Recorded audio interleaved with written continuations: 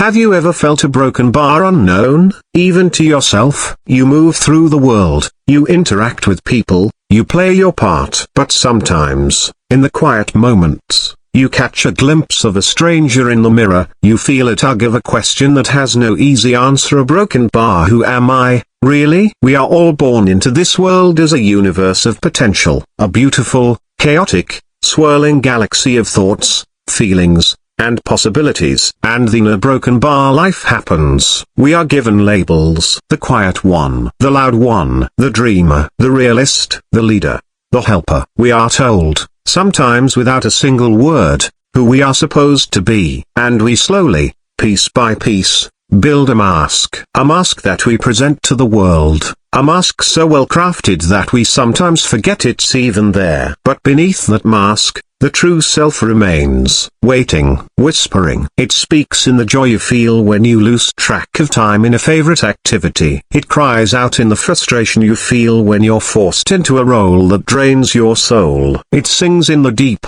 resonant connection you feel with someone who just a broken bar gets you. This journey we are on today is not about putting you in a box. It is the exact opposite. It is an invitation to finally, gently, take off the mask, to explore the magnificent landscape of your own soul, to understand the language of your own heart, to meet yourself, perhaps for the very first time. Let's begin with the guardians, the sentinels of our world. These are the ones who carry a profound sense of duty. They are the pillars of our communities, the rocks upon which families are built. They find their deepest meaning in responsibility, in providing, in protecting. They are the ones who remember everyone's birthday, who make sure the traditions are upheld, who see a job that needs doing and they do it, without fanfare, without the need for applause. Their love is not always spoken in poetic words, but in acts of service. A warm meal after a long day, a fixed leaky faucet,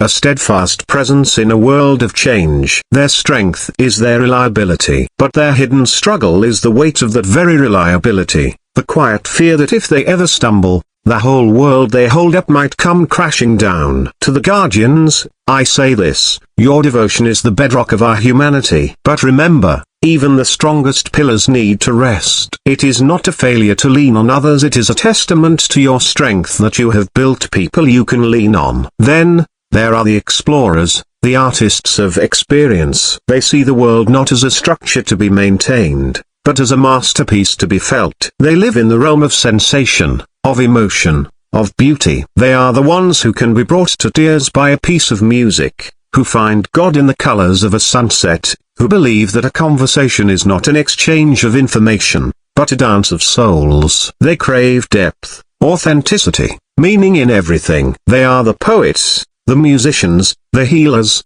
the ones who remind us what it means to be alive. Their gift is their profound empathy, their ability to make others feel seen and understood in their deepest pain and their greatest joy. But their challenge is the intensity of their own inner world. They can feel like a nerve ending without any skin, exposed to the harshness of the world. They can be overwhelmed by the very beauty they cherish, and crushed by the cruelty they cannot understand. To the explorers of the heart, I say, your sensitivity is not a weakness, it is your superpower. It is the lens through which you see the truth of the world. The world needs your depth to remind it that we are not just machines, but feeling, breathing, loving beings. Now, let's talk about the thinkers, the architects of ideas. Their primary landscape is the mind. They are endlessly fascinated by how things work, by systems, by logic, by the underlying principles that govern the universe. They are the innovators,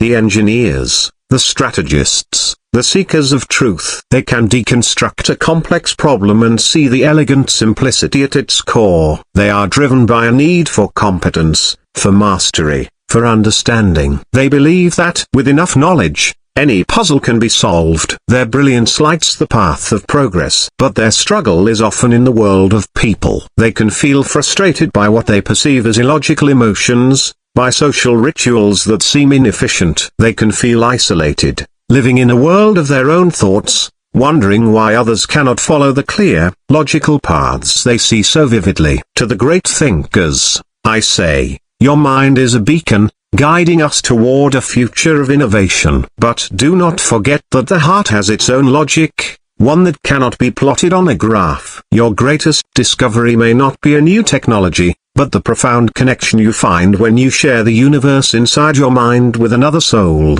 And then, we have the catalysts, the dreamers of a better tomorrow. These are the idealists, the visionaries. They are not content with the world as it is, they are forever building the world as it could be. They see potential in every person, possibility in every problem. They are the teachers who inspire generations, the leaders who mobilize movements, the humanitarians who dedicate their lives to a cause. They are fueled by a relentless hope, a belief that growth and change are not only possible but inevitable. Their gift is their infectious inspiration. They can make you believe in a better version of yourself. But their pain comes from the gap between their magnificent vision and the slow, messy reality of human progress. They can become disillusioned, feeling like they are shouting into the wind, their beautiful dreams shattered by the stubbornness of the status quo. To the catalysts of change, I say, do not let the imperfection of the present extinguish the perfection of your vision. The arc of the moral universe is long,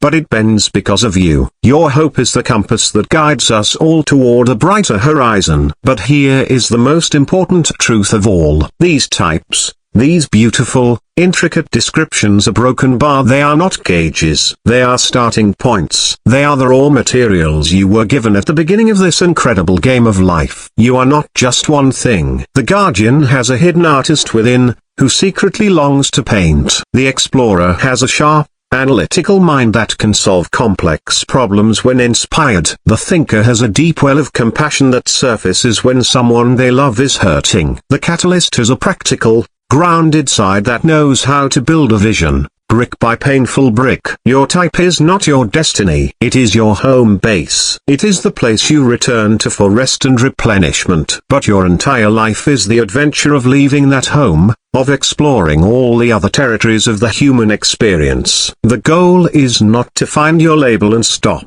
The goal is to become a whole person, to integrate the strengths of all the types, to be both responsible and spontaneous, both logical and compassionate, both visionary and practical. This is the path of self-discovery. It is the bravest journey you will ever undertake. It requires brutal honesty and boundless self-compassion. It asks you to look at the parts of yourself you have been taught to hide. The Guardian's rigidity, the Explorer's melodrama, the Thinker's coldness, the Catalyst's impracticality, and to embrace them not as flaws, but as untamed strengths waiting for the right context.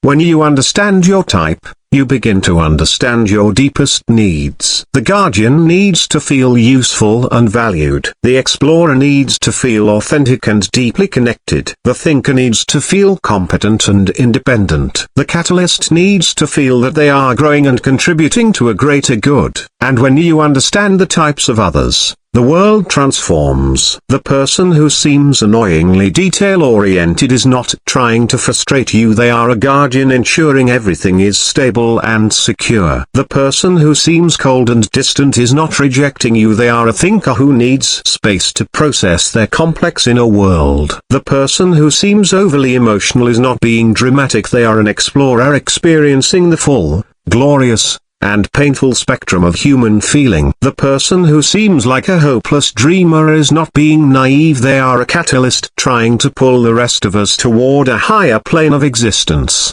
This knowledge is the end of judgment and the beginning of understanding. It is the key that unlocks deeper, more meaningful relationships. It allows you to meet people where they are, to speak their language, to love them in the way they need to be loved. So, who are you? You are not a static noun. You are a dynamic, ever-changing verb. You are the courage of the Guardian who shows up day after day. You are the passion of the Explorer who feels the world with every fiber of their being. You are the curiosity of the Thinker who never stops asking why. You are the hope of the Catalyst who believes in a better future. You are all of it, and you are none of it. You are a unique, irreplaceable, and breathtaking constellation of all these traits, arranged in a pattern that has never existed before and will never exist again. This is your power. This is your magic. So step into it. Embrace the full spectrum of who you are. Stop apologizing for the ways you are built. Stop trying to squeeze yourself into a mold that was never meant for you. The world doesn't need a perfect version of a type. The world needs the imperfect, the authentic, the fully realized, and the utterly unique masterpiece that is you. Go on. The most exciting discovery of your life is waiting, not in some distant land, but in the quiet, uncharted territory of your own magnificent soul.